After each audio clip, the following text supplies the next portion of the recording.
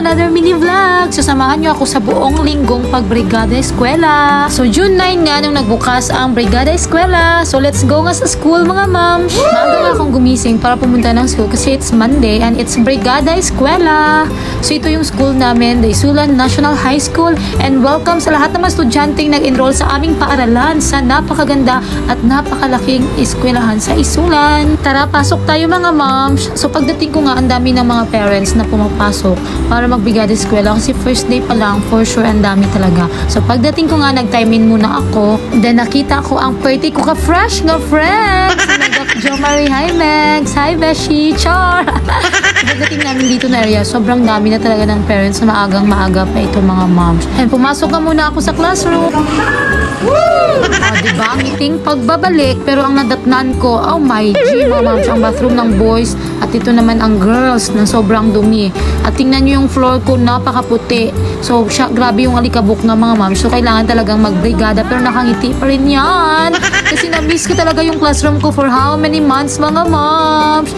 Oh, syempre, video ko ano yung before. At nag-start na nga kaming magbrigada. Tingnan nyo yung mga parents na tumulong sa akin at mga estudyante. Sobrang dami nila, mga moms. Wow. Ay, salamat naman. At tingnan nyo yung mga nakakalat na mga basura. I don't think so. Kung pinasok ba kami ng aso o ng pusa. Syempre, dumaan na naman sa mga bintanang basag ang jealousy. So, ayun na nga mga moms. So, patuloy. And the second day, syempre, tuloy-tuloy pa rin ang aming pagbrigada. So, nilet go ko na talaga itong mga files ko na ang hirap sana i-let go. Pero, no choice kasi ilang taon na ito at masikip na talaga yung area ko nga. So, ayun. So, inisa-isa ko itong mga moms at saka pinili yung mga dapat nang sunugin at hindi. So, ang dami talagang ginawa ako mga moms. This is for the second day nga ng Brigada Eskwela. Oh, baka sabihin nyo, nagtayo lang ako at nagutos-utos ha. Nagtrabaho ako mga moms. Oy, syempre with the help of these girls na mababait.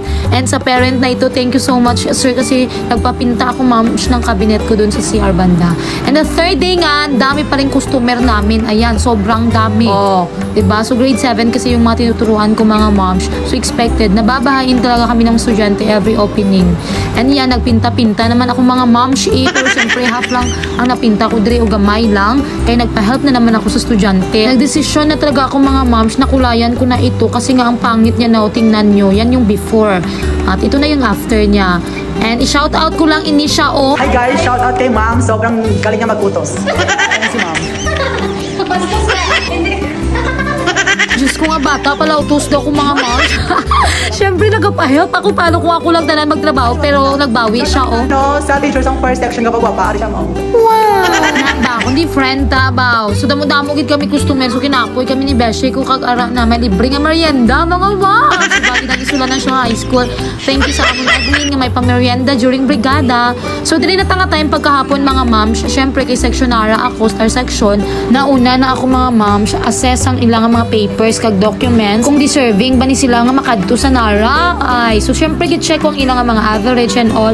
So sa mga napili ko na 50 students, congratulations kay kamo na belong sa NARA and ako ang inyong advisor. Nan. So after ko nga mamili mga moms ng final na NARA students, ayan na, nag-segregate na sila, gihati-hati na syempre equally divided ni siya ya. Mix na ni tanan mga moms ng mga nabilin except sa mga nakuha ko.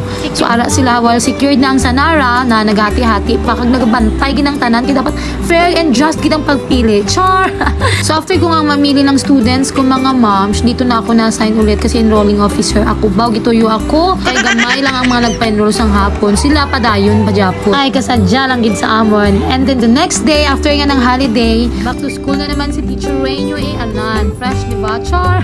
So wala masyadong ganap sa araw na ito kasi nag-seminar kami. And of course, tinulungan ko si Beshi ko na akwato ning iya nga bangko. Oh, char! And pagka Saturday mga moms, ready na gid ang classroom ni Teacher Ray. Yay! Wow! So mapa na gid siya mga moms, nalipay gid ako. So this is the start of new beginning, new faces, new memories with my new students. See you tomorrow, Monday.